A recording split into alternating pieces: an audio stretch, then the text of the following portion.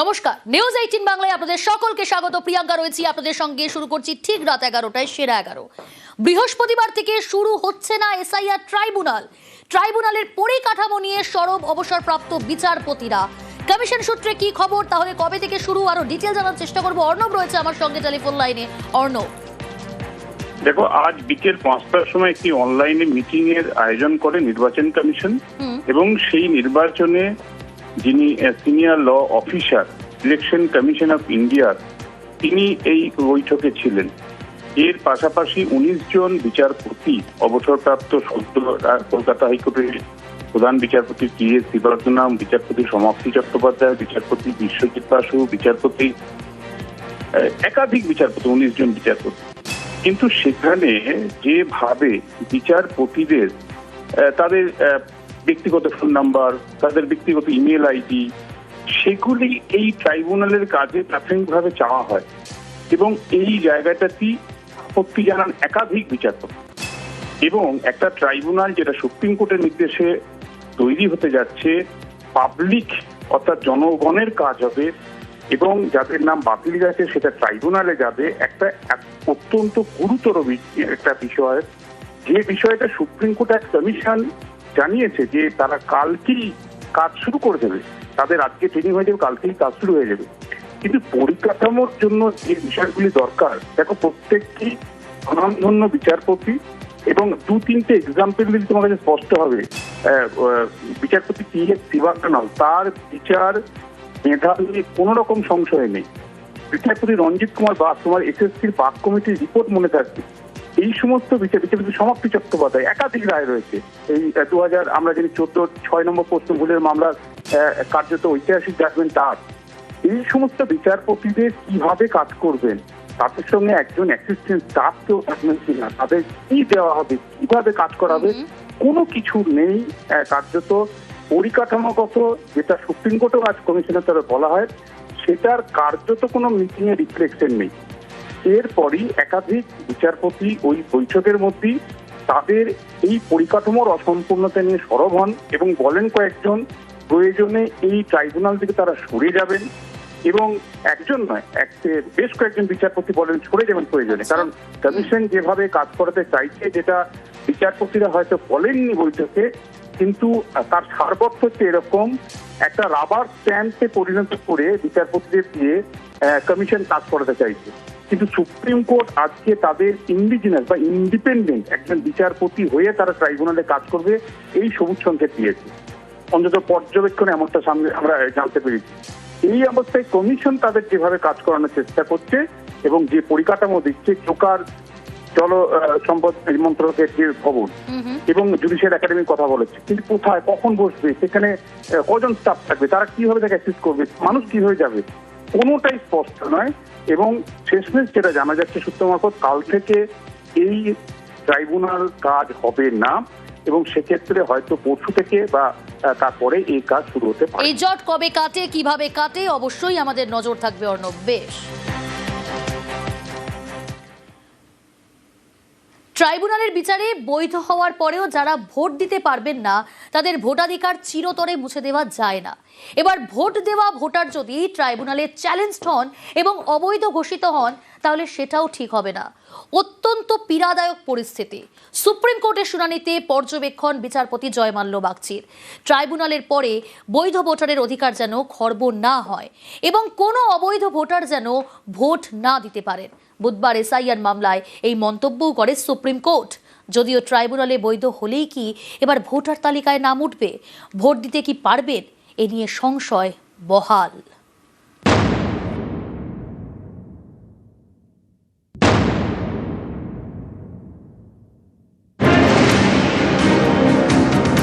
বুধবার সুপ্রিম কোর্টে এসআইআর মামলা শুনানির শুরুতেই প্রধান বিচারপতি সূর্যকান্ত জানান, কলকাতা হাইকোর্টের প্রধান বিচারপতি রিপোর্ট দিয়েছেন। তাতে বলা হয়েছে 45 লক্ষের নিষ্পত্তি হয়ে গিয়েছে। 7ই এপ্রিলের মধ্যে সব বিচারাধীনদের নিষ্পত্তি হয়ে যাবে বলে আশাবাদী। এই রিপোর্ট সন্তোষজনক, শুধু ট্রাইব্যুনালের বিষয়টি বাকি রয়েছে। নির্বাচন কমিশনের আইজিপি জানান, জলশক্তি বোর্ডের ট্রাইব্যুনালের জন্য সময় নেওয়া হয়েছে। বুধবার থেকেই ট্রেনিং, বৃহস্পতিবার থেকে ট্রাইব্যুনাল কাজ শুরু করবে। এদিন মামলাকারীর আইনজীবী বিকাশ রঞ্জন ভট্টাচার্য বলেন, ট্রাইব্যুনাল যেন সব নথি গ্রহণ করে। তখন বিচারপতি জয়মাল্য বাগচি বলেন, ট্রাইব্যুনাল চাইলে জমা পড়া নথি দেখতে পারে, অতিরিক্ত নথি জমা নিতে পারেন। দুটি নিরপেক্ষ প্রক্রিয়া চালাচ্ছি। বৈধ ভোটারের ভোটদান সাংবিধানিক অধিকার। বাদ যাওয়া কেউ ট্রাইব্যুনাল থেকে বৈধ ভোটার হয়ে ফিরলে তিনি যেন ভোটাধিকার প্রয়োগ করতে পারেন, কোনো অবৈধ ভোটার যেন ভোট দিতে না পারেন। ট্রাইব্যুনাল অ্যাডজুডিকেশনের পরে যদি কেউ ভোটার হন তাহলে অবভিয়াসলি তিনি ভোটার হিসেবে আবার বিবেচিত হবেন। ফলে এইটা নয় যে বেসিক্যালি মানে এখন যা অ্যাডজুডিকেটেড হয়েছে, ধরুন 47 লাখ এখনো পর্যন্ত অ্যাডজুডিকেশন হয়ে গেছে। ফলে অ্যাডজুডিকেটেড যারা কেউ ধরুন ডিলিট হয়ে গেছে, তার নাম যদি ট্রাইব্যুনাল আবার ইনক্লুড করে দেয় তাহলে অবভিয়াসলি তিনি ভোটার হিসেবে ট্রিটেড হবেন। আদালতের আজকে দুটো অবজারভেশন অত্যন্ত গুরুত্বপূর্ণ। এক, যে যাতে কোনোভাবেই কোনো বৈধ ভোটার না বাদ যায়। দ্বিতীয় হচ্ছে যাতে কোনোভাবেই অবৈধ ভোটার ভোট না দিতে পারে। ফলে এই দুটো অবজারভেশনই ক্লিয়ার করে দেয় যে আদালত কি চাইছে। সুপ্রিম কোর্টের পর্যবেক্ষণ, কোনো বৈধ ভোটারের ভোটাধিকার যেন খর্ব না হয়। কিন্তু এরপরেও ভোটার তালিকায় নাম ওঠা নিয়ে সংশয় রয়ে গেল।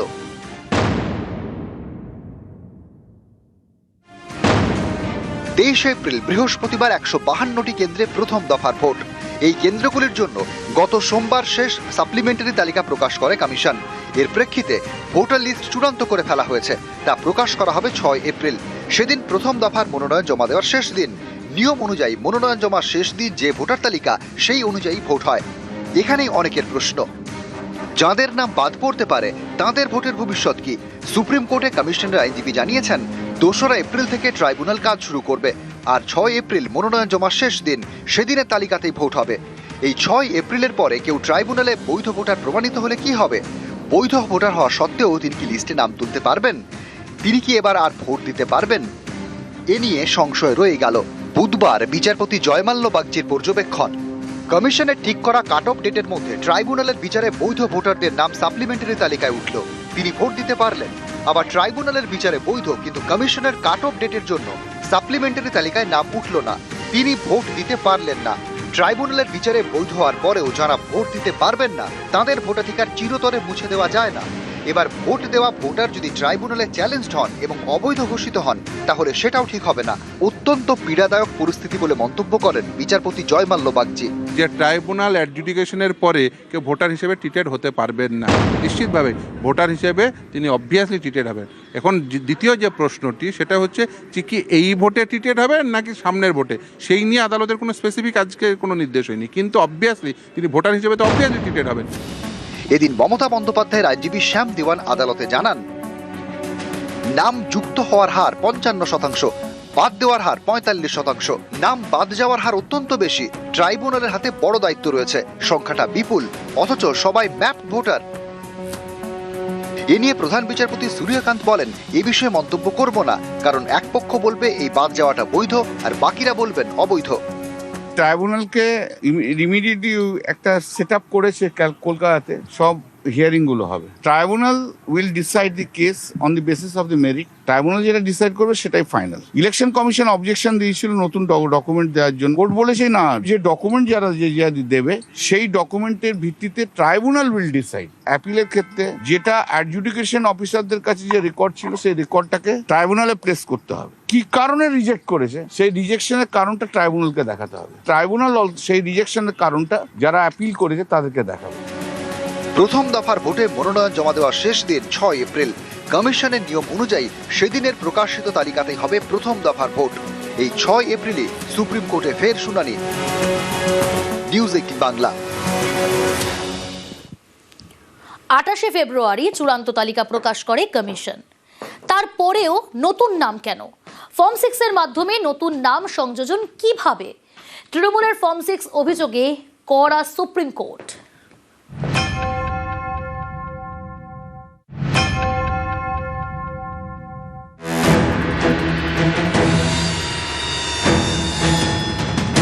ফর্ম 6 ভোটার তালিকায় নাম তোলার জন্য এই ফর্মটি ফিল আপ করতে হয়। এই ফর্ম 6 জমা নিয়ে চাঞ্চল্যকর অভিযোগ করেছে তৃণমূল। তাদের দাবি, পশ্চিমবঙ্গের ভোটার তালিকায় বহিরাগত ঢোকাচ্ছে বিজেপি, যা মানতে নারাজ পদ্ম শিবির। বুধবার সুপ্রিম কোর্টে চলা এসআইআর মামলাতেও এই ফর্ম 6-এ কড়া সুপ্রিম কোর্ট। শীর্ষ আদালতের প্রশ্ন, 28 ফেব্রুয়ারি চূড়ান্ত ভোটার তালিকা প্রকাশের পরে সেখানে নাম যুক্ত করা হয় কিভাবে? এখন ফর্ম 6 এর মাধ্যমে নতুন ভোটারের নাম উঠবে কেন? যে যে সমস্ত ফর্ম 6 তোমরা নিয়েছো সেইগুলো বুথে বুথে নোটিফাই করতে হবে। যদি 100টা ফর্ম 6 জমা দিয়ে থাকে তাহলে 100টা ফর্ম 6 কে নোটিফাই করতে হবে। সিওর অফিসে বসে কিছু হবে না, বা ইলেকশন কমিশনের যা বলে দিল তা হবে না। ফর্ম 6 একদম নোটিফাই করতে হবে বুথ ভিত্তিক। নোটিফাই করে সেই ফর্ম 6 এ যারা যারা অবজেকশন দেবে সেই অবজেকশনে আবার হিয়ারিং হবে। এদিন সুপ্রিম কোর্টে আইনজীবী কল্যাণ বন্দ্যোপাধ্যায় বলেন, দিস্তা দিস্তা ফর্ম 6 জমা পড়েছে। নির্বাচন কমিশনের আইনজীবী তখন বলেন, মনোনয়ন জমার শেষ দিন পর্যন্ত নতুন নাম তোলা যায়। কল্যাণ বন্দ্যোপাধ্যায় বলেন, দিস্তা দিস্তা ফর্ম 6 জমা পড়েছে সিইও অফিসে, আমাদের কাছে ভিডিও আছে। নির্বাচন কমিশনের আইনজীবী বলেন, নাম তুলতে ফর্ম জমা করা অধিকার। কল্যাণ বন্দ্যোপাধ্যায় প্রশ্ন করেন, একজন ব্যক্তি কিভাবে 30,000 ফর্ম জমা করেন? প্রধান বিচারপতি সূর্যকান্ত তখন বলেন, আপনাদের আপত্তি থাকলে সেটা সেখানে জানান, আমাদের কাছে এই বিষয়ে কোনো নথি নেই। কমিশনের আইনজীবী ডিএস নাইডু তখন বলেন, আপত্তি থাকলে ফর্ম 6 এর বিরুদ্ধে অবজেকশন জানানো যেতে পারে। এরপরেই ফর্ম 6 নিয়ে কড়া মন্তব্য করে শীর্ষ আদালত। সুপ্রিম কোর্টের বিচারপতি জয়মাল্য বাগচি প্রশ্ন তোলেন, বলেন, 28শে ফেব্রুয়ারি চূড়ান্ত ভোটার তালিকা প্রকাশ করা হয়েছে। চূড়ান্ত তালিকা প্রকাশের পরে সাপ্লিমেন্টারি তালিকা প্রকাশ করতে বলা হয়েছে, কারণ সমস্ত বিচারাধীন ভোটারদের নিষ্পত্তি এখনো হয়নি। তাহলে এখন ফর্ম 6 এর মাধ্যমে নতুন ভোটারের নাম উঠবে কেন? কমিশনের আইনজীবী জানান, সাবালক হলে নাম তোলার জন্য আবেদন জানানো যাবে। এরপরে সুপ্রিম কোর্ট জানিয়ে দেয়, আদালত পরে এই বিষয়টি দেখবে। 6ই এপ্রিল পরবর্তী শুনানি। নিউজ 18 বাংলা।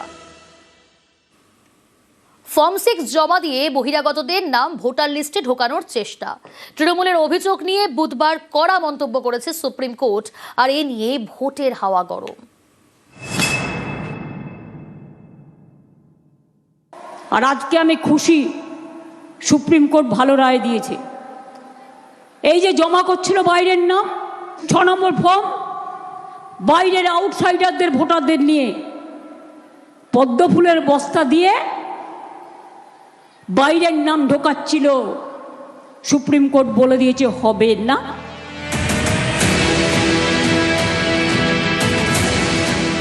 ভিন রাজ্যের বাসিন্দাদের নাম পশ্চিমবঙ্গের ভোটার লিস্টে ঢোকানো হচ্ছে, বহিরাগতদের নাম ঢোকাতে জমা দেওয়া হচ্ছে ফর্ম 6। বিজেপির বিরুদ্ধে চাঞ্চল্যকর অভিযোগ তৃণমূলের, এ নিয়ে কড়া সুপ্রিম কোর্ট। বুধবারের শুনানিতে শীর্ষ আদালত প্রশ্ন তোলে, 28শে ফেব্রুয়ারি চূড়ান্ত ভোটার তালিকা প্রকাশের পরেও নাম যুক্ত করা হয় কিভাবে? এখন ফর্ম 6 এর মাধ্যমে নতুন ভোটারের নাম উঠবে কেন? নতুন করে ফর্ম জমা দিয়েছিল, একদিকে মানুষের নাম কাটছে আর অন্যদিকে ফর্ম জমা দিচ্ছে। আজকে সুপ্রিম কোর্ট বলে দিয়েছে হবে না। আমি স্যালুট জানাই, প্রণাম জানাই। আপনারা জানেন, আপনাদের নাম বাদ দেওয়ার প্রতিবাদে আমি নিজে সুপ্রিম কোর্টে গিয়েছিলাম, আর এই দরখাস্তটা আমার। তৃণমূল কংগ্রেস বেছে বেছে যে বুথে বিজেপি লিড পায়, গোটা উত্তর 24 পরগনা, হাওড়া, দক্ষিণ 24 পরগনায়, কলকাতা, বড়বাজারের একাংশ, আজকে সেখানে হিন্দু ভোটারদের নাম বাদ দিয়েছে, উদ্বাস্তু ভোটারদের নাম দিয়েছে। বেছে বেছে মতুয়া ভোটারদের নাম কেটেছে তৃণমূল কংগ্রেস। তৃণমূল কংগ্রেস ফর্ম 7 জমা দিয়েছে হিন্দু ভোটারদের বিরুদ্ধে। তৃণমূলের একমাত্র উদ্দেশ্য হচ্ছে বাংলাদেশি মুসলিম অনুপ্রবেশকারীদের ভোটার লিস্টে নাম রেখে দেওয়া, মৃত ভোটারের নাম রেখে দেওয়া। এভাবে চললে নির্বাচন আমরা করার পক্ষে থাকবো না, আমাদের আন্দোলনে নামতে হবে। সুপ্রিম কোর্ট যা বলেছেন তা কার্যত তৃণমূল কংগ্রেসের যে অভিযোগ তাতে মান্যতা দিয়েছেন। ভোটার লিস্টে ম্যাসিভ কেলেঙ্কারির চেষ্টা করছে বিজেপি। মানুষের মন ওরা জিততে পারবে না, তাই মানুষকেই বাদ দিচ্ছে। অন্য রাজ্য থেকে কপি পেস্ট করে এই রাজ্যে ভুয়ো ভোটার ঢুকিয়ে দেয়া বিজেপি করছে। এই খেলা ওরা মহারাষ্ট্র, দিল্লি, হরিয়ানা, বিহারে করেছে। ফর্ম 6 বিজেপির একটা কেলেঙ্কারি। গত কয়েকদিন ধরে ফর্ম 6 নিয়ে গরম রাজনীতি। সোমবার মুখ্য নির্বাচনী আধিকারিকের অফিসে গিয়ে তার সঙ্গে দেখা করেন অভিষেক বন্দ্যোপাধ্যায়।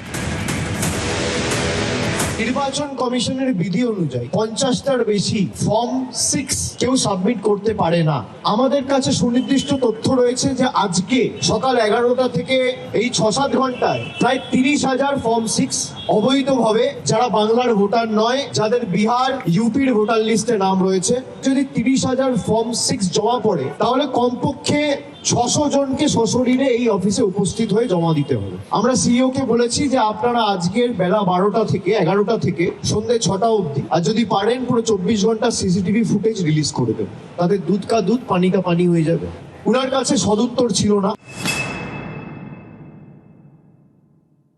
বিভিন্ন জায়গায় বিডিও এসডিও ওরা ডিএম পর্যন্ত বলে দিচ্ছেন যে ফর্ম 6 যদি জমা দিতে হয় গিয়ে সিওর দপ্তরে জমা দাও। তো সাধারণ মানুষ বোঝেননি, সিওর দপ্তরে গেছে, সিওর দপ্তরে কে ব্যাগ নিয়ে গেল, কি কে 15টা বস্তা নিয়ে গেল, এটা দেখার বিষয় নয়।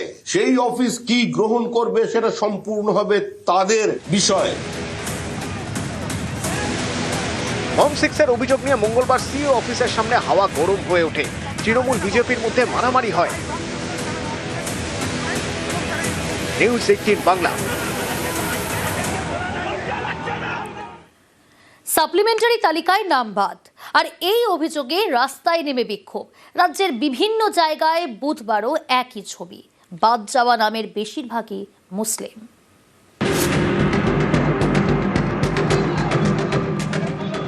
মালদার বৈষ্ণবনগর অভিযোগ, ভোটার তালিকায় এখানকার 37 ও 38 নম্বর বুথে বাদ গেছে 814 জনের নাম, সবাই মুসলিম ভোটার বলে দাবি।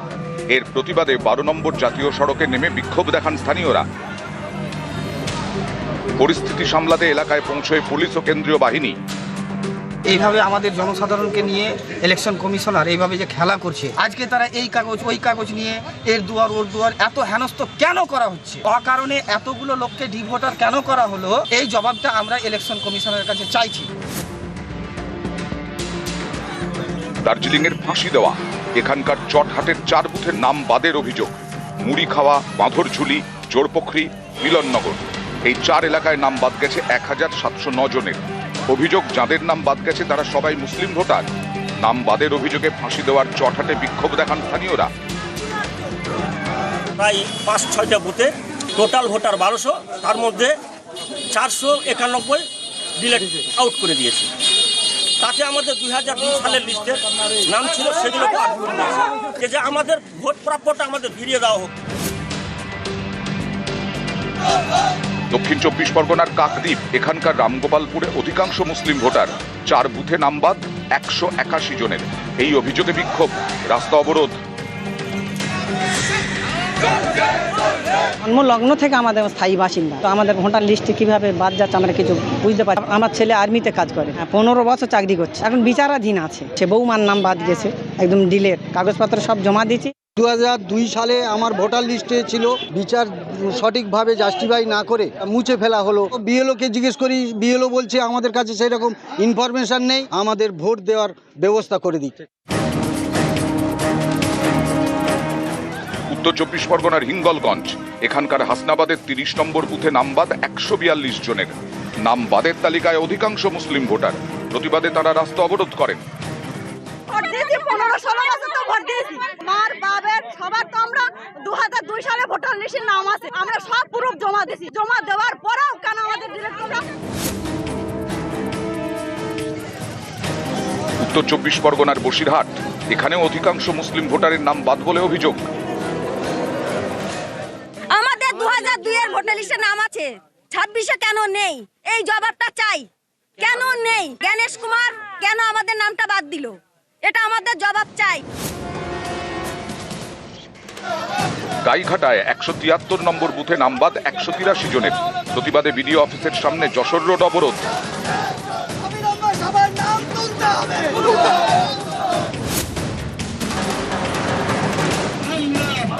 মালদার সুজাপুর কেন্দ্রের অনেকের নাম বাদ গেছে বলে অভিযোগ। এ নিয়ে এদিন বিক্ষোভ দেখানো হয়। ইলেকশন কমিশনের কাছে জানতে চাই, সুপ্রিম কোর্ট যে অর্ডার দিয়েছিল যে অফলাইন এবং অনলাইন দুভাবে ট্রাইব্যুনালে আবেদন করা যাবে, তো এখনো পর্যন্ত অফলাইনে ইলেকশন কমিশন আবেদন শুরু করতে পারলো না। তার নির্দিষ্ট কোনো সুনিশ্চিত কোনো গাইডলাইন নাই। নিউজ 18 বাংলা। ভবানীপুরে 40,000 নাম বাদ, বিশেষ সম্প্রদায়কে টার্গেটের অভিযোগ মমতা বন্দ্যোপাধ্যায়। বাংলা দখল করে টার্গেট দিল্লি, ফের বিজেপি সরকারকে নিশানা তৃণমূল নেত্রীর। আমার ভবানীপুর কেন্দ্রেই কত বাদ, কেউ দিল্লি থেকে নির্দেশ দিচ্ছে অমুক কমিউনিটি কেটে দাও ছেটে দাও। এত সস্তা খেলা হবে এবারের খেলা, দুরন্ত খেলা, দুর্দান্ত খেলা, বিজেপির সূর্যাস্তের খেলা। বাংলাকে করেছো টার্গেট, আগামী দিন দিল্লিকে করব আমরা টার্গেট। আর আমার কনস্টিটিউশনে হুকুম পাচ্ছে 40,000 নাম্বার দিয়েছে, তাও জেনে রাখবেন লড়ে আমি যাব এবং জিতবো। আগামীকাল ভবানীপুরে শুভেন্দু অধিকারীর মনোনয়ন, রোড শো করে মনোনয়ন জমা। ভবানীপুরে শুভেন্দুর মনোনয়নে অমিত শাহ।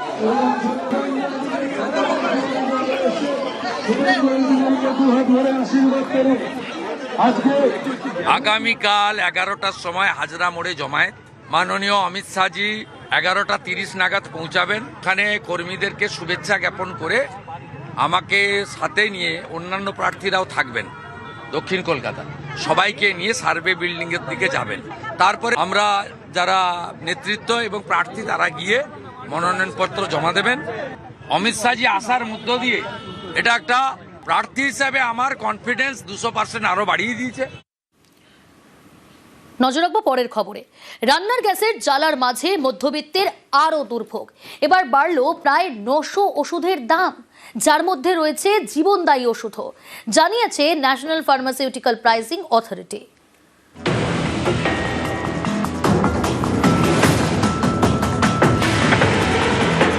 জ্বালানির জ্বালা, বাড়িতে রান্নার গ্যাস পেতে নাজেহাল।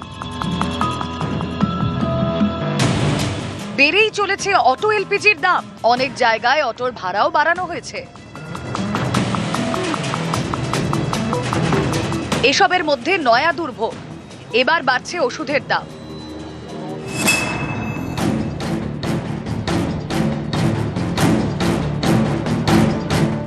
ন্যাশনাল ফার্মাসিউটিক্যাল প্রাইসিং অথরিটি, কেন্দ্রীয় ওষুধ মূল্য নিয়ন্ত্রক সংস্থা, তারা জানিয়েছে পাইকারি বাজারের সঙ্গে মিল রেখে ওষুধের খুচরো বাজারে 0.65% দাম বাড়ানোর অনুমতি দেওয়া হলো।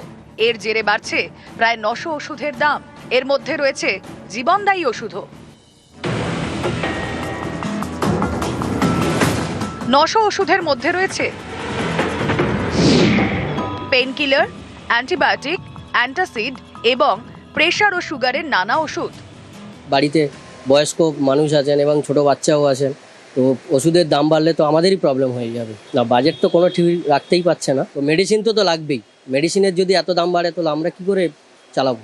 অসুবিধা তো হবে, দাম তো স্টেবল থাকা দরকার, তো গভর্নমেন্ট অ্যাকশন নেবে। তো আমরা কি করবো, আমাদের হাতে কি আছে? আর স্কিনের ওষুধ নিয়েছি, সুগারের ওষুধ নিই, কিন্তু যে দাম বাড়লে তো খুব অসুবিধা হবে। বছরে একবার কি দুবার যতটা করে র মেটেরিয়ালের দাম বাড়ে সেই হিসাবে ক্যালকুলেশন করে কোম্পানিরা কিছু এটা হিসাবে বাড়ায়। অ্যান্টিকোয়াগুলেন্ট কিছু ড্রাগ আছে সেটা বাদ দিলে আর বাদ বাকি সবের উপরেই পড়বে। হ্যাঁ, রেগুলার মানুষ যারা খায় তাই তো দামটা বাড়বে।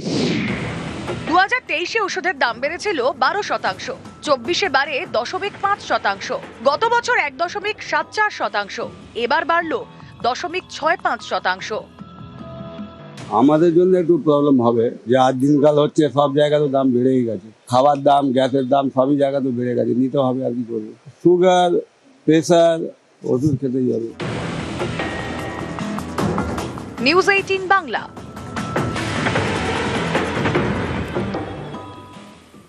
ফের বাড়ল অটো এলপিজির দাম, লিটারে 12 টাকা 28 পয়সা। 28শে ফেব্রুয়ারি দাম ছিল 57 টাকা 7 পয়সা। 1 এপ্রিল হলো 82 টাকা 96 পয়সা। এক মাসে দাম বাড়ল প্রায় 26 টাকা।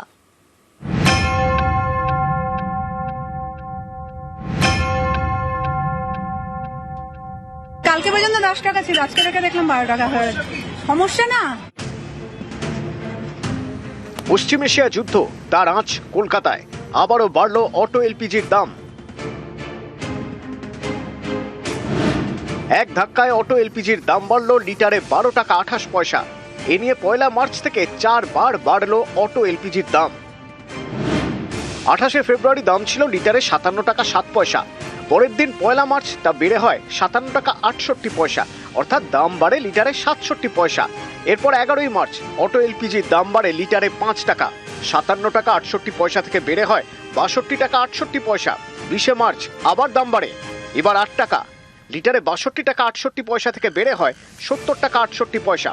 এরপর 1 এপ্রিলে বাড়ল 12 টাকা 28 পয়সা, লিটারে 70 টাকা 68 পয়সা থেকে বেড়ে হলো 82 টাকা 96 পয়সা, অর্থাৎ এক মাসে দাম বাড়ল 25 টাকা 89 পয়সা। 1 লিটার গ্যাসে যদি 26 টাকা বেড়ে যায় এক মাসের মধ্যে, কীরকম পরিস্থিতি বুঝতে পারছেন। সেল বাড়ছে না, আমাদের রুটে অটো সংখ্যা খুবই বেশি, আর তাছাড়া অতিরিক্ত মানে যানবাহন চলে, আপনার বাস চলে, মেট্রো চলে, কোনো গাড়ির অভাব নেই। তারপরে ব্যাটারি রিক্সা, তারপরে মানে উবের বাইক কি নেই, এত গাড়ির মধ্যেও আমাদের প্রচুর গাড়ি, তো আমাদের খুবই চলা কষ্টকর হচ্ছে। ভাড়া তো বাড়াতেই হবে, 23 টাকা টোটাল বেড়ে গেল, 27 টাকা বেড়ে গেল, হ্যাঁ 26 টাকা বেড়ে গেল, মানে 56 ছিল সেখানে 83 হয়ে গেছে। এখন কি বলবেন, আর তো আমার তো বলার কিছু নেই, আপনারা সবাই বুঝতে পারছেন। পরিস্থিতি খুবই খারাপ, আগামী দিন গাড়ি বন্ধ হয়ে যাবে, কেন ভাড়াও তো আমরা বাড়াতে পারছি না, ভাড়া বাড়ালে প্যাসেঞ্জাররা উল্টাপাল্টা বলছে, আমাদের সংসার চালানো খুব টাফ ব্যাপার হয়ে গেছে। গাড়ি চালাতে পারবো না তো, কেন আমরা মালিকের গাড়ি চালাই, এবার 6 টাকা 7 টাকা করে কিলোমিটার এবং গাড়ির বাচ্চিত, তারপর আমাদের খাটনি তো, রান্নার পয়সা উঠবে না, আমাদের পরিস্থিতি খুবই খারাপ।